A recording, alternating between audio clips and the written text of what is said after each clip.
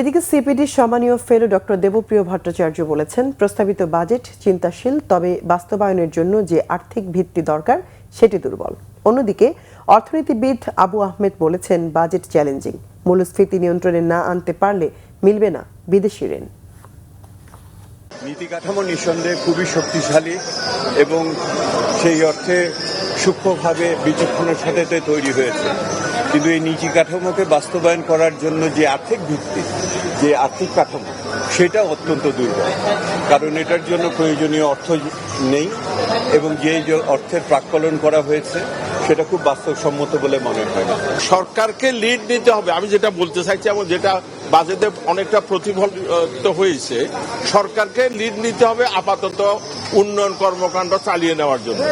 সরকার যদি সাকসেসফুলি নিতে পারে এবং সুদের হার যদি কমায়, যেটা নিয়ে অত কথা হয় না, যে বাংলাদেশ ব্যাংকের পলিসির ব্যাপার, সুদের হার যদি কমিয়ে দেওয়া হয় তাহলে কিন্তু আমি আশা করতেছি হয়তো 1 বছরের মধ্যে ওই প্রাইভেট সেক্টর জেগে উঠবে।